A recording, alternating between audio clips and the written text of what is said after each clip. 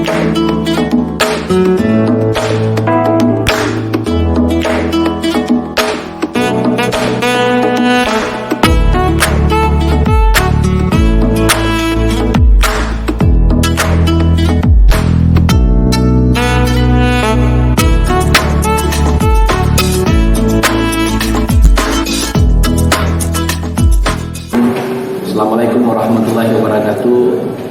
Selamat malam, salam sejahtera untuk kita sekalian.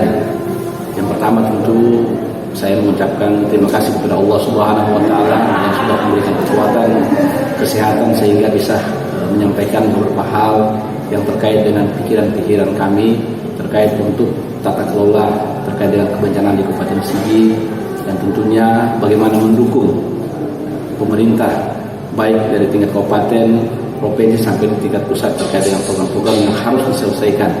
Nah, yang pertama terkait dengan persoalan di Kabupaten Sigi. Banyak persoalan, terkhusus persoalan kebencanaan, manajemen kebencanaan.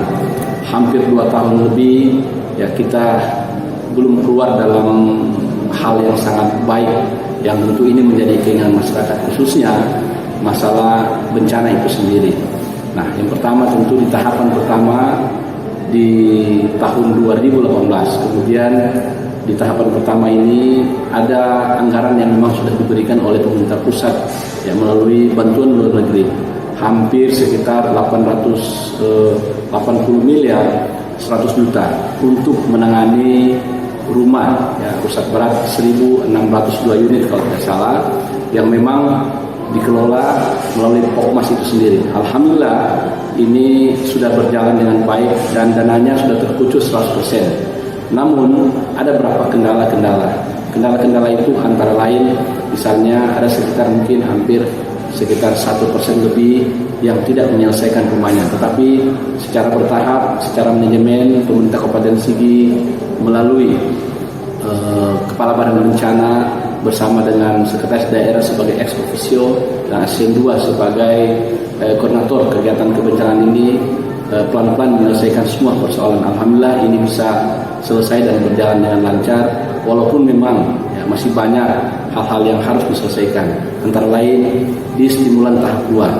Di stimulan tahap 2 ini kalau tidak salah hampir 455 miliar kalau tidak salah uang anggaran yang digelontorkan untuk ya pembangunan rumah rusak berat dengan sedang, itu totalnya sekitar 20.000 kakak lebih dari 24.000 lebih kakak yang setelah verifikasi dari data BNBA ini menjadi 20.000 lebih. Nah, berbagai macam persoalan, berbagai macam hal-hal yang belum terselesaikan, antara lain ya yang sudah terselesaikan ini misalnya rumah rusak berat ini ya hampir sekitar 73% ya kemarin yang sudah selesai, dan sisanya yang belum terselesaikan ini yang sudah masuk, yang sudah salur tapi belum cair ini sisanya mungkin sekitar hampir 23% lebih kalau tidak salah. Tapi alhamdulillah ini pelan-pelan kita selesaikan. Antara lain ada berapa kendala-kendala kemarin, antara lain misalnya tim TP4 ini sudah berakhir. Kemudian juga beberapa masyarakat yang memang sudah diberikan bantuan tapi belum menyelesaikan rumahnya. Kemudian data ganda dan lain sebagainya. Alhamdulillah di rapat terakhir kemarin kita sudah menyelesaikan ya, insya Allah di 100 hari kerja kami ini semua dana stimulan yang akan dikucurkan ini bisa selesai tepat pada waktunya. Nah, tentunya kepada seluruh masyarakat yang ada di Kabupaten Sigi, kepada penerima stimulan, baik yang sementara menunggu dan yang sudah selesai. Yang sudah selesai ini harus diselesaikan tanggung jawabnya, dan yang masih menunggu insya Allah asal sudah masuk di data BNBA, by name by address di Badan Bencana, ini pasti akan terselesaikan.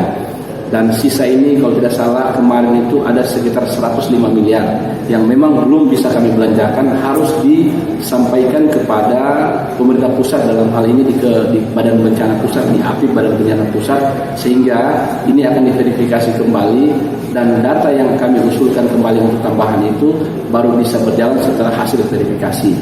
Nah, kemudian tentunya sekali lagi target kita sebelum ya di masa 100 hari kerja kami sebagai pimpinan daerah yang baru, insya Allah dana stimulan ini di Kabupaten Sigi Sigi akan selesai. Pun memang masih banyak persoalan-persoalan, banyak masalah-masalah, dan banyak hal-hal yang belum diselesaikan. Salah satunya adalah Puntap. Puntap Buddha Suci, alhamdulillah di 500 unit ini sudah selesai. Tapi yang masih menjadi kendala termasuk Puntap PUPR ya. Puntap PUPR ini ada antara lain listrik yang belum total selesai, kemudian drainase, jalan dan fasilitas lainnya ini yang belum tuntas, termasuk air bersih.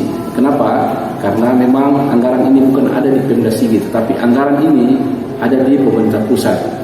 Kami tidak berhak untuk mengatur, tetapi kami hanya berhak untuk mengkoordinir semua kegiatan-kegiatan yang ada, sehingga hasil-hasil yang ada di lapangan ini kami sampaikan kepada Satgas dalam hal ini ketuanya adalah Bapak Dandan sendiri melalui surat tertulis ataupun laporan-laporan lainnya. Kemudian tentunya ke depan tentunya Sulawesi Tengah ini harus bangkit lagi dan lebih kuat lagi pasca bencana. Ada beberapa hal yang memang harus kita selesaikan kan. Tentunya alhamdulillah Bapak Gubernur ya Pak Luhut Bidangola juga sudah berusaha untuk menyelesaikan semua persoalan-persoalan ini.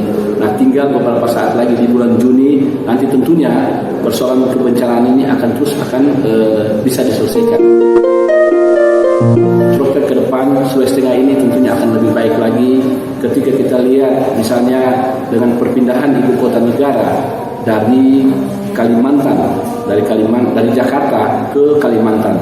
Nah, tentunya dengan berpindahnya ibu kota negara kita dari Jakarta ke Kalimantan ini juga menambah peluang yang baik, menambah peluang yang baru untuk Sulawesi Tengah, terkhusus di bidang-bidang pangan tentunya. Misalnya, kalau ibu kota negara Jakarta menjadi ibu kota niaga, tentunya Kalimantan menjadi kota administrasi pemerintahan. Berarti suplai pangan yang ada dari Sumatera, Jawa dan Bali itu tetap akan berada di Jakarta sebagai pusat niaga. Dan tentunya Kalimantan dan Sulawesi khususnya Sulawesi Tengah lebih utama lagi.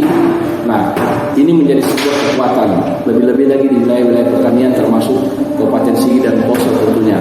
Nah, peluang inilah yang harus dilihat dan dibangun oleh pemerintah ke depan. Nah, harapan kita tentu untuk Sulawesi Tengah ke depan kita bisa membangun penguatan kewilayahan komoditas, terkhusus di sektor-sektor pangan. Sektor pangan antara lain pertanian, perkebunan, perikanan, peternakan. Nah, inilah yang harus termasuk usaha mikro kecil menengah. Inilah yang harus dikelola. Ini sebagai saran dan pertimbangan tentunya daerah ini akan lebih baik lagi dan akan lebih maju lagi di luar hal-hal lain yang berkaitan dengan industri, tambang dan lain sebagainya. Nah, harapan kita mari kita bangun Sulawesi Tengah ini dengan baik tentunya, dengan komunikasi, membangun kewilayahan komunitas sehingga apa-apa yang sudah dicanangkan oleh Bapak Gubernur Pak Luhut Bidangola bisa tersambung kembali oleh Bapak Rusdi Masuda bersama Mun Amir, dan tentunya punya ide, gagasan dan pemikiran yang lain, pemikiran yang positif membangun Sulawesi Tengah ke depan. Nah, kunci untuk menurunkan angka kemiskinan ini adalah bagaimana daerah-daerah kabupaten menjadi sebuah penyangga, sehingga daerah-daerah kabupaten kota yang angka kemiskinan yang masih di atas bisa turun, sehingga ketika angka kemiskinan kabupaten kota itu turun berarti otomatis akan mendongkrak angka kemiskinan Sulawesi Tengah menjadi turun juga. Nah, ini sebenarnya harapan-harapan kami sebagai baik sebagai masyarakat Sulawesi Tengah, masyarakat Sigi khususnya, dan pemerintah Kabupaten Sigi. Saya akhiri, Allahumma afiqil afal min tariq. Assalamualaikum warahmatullahi wabarakatuh.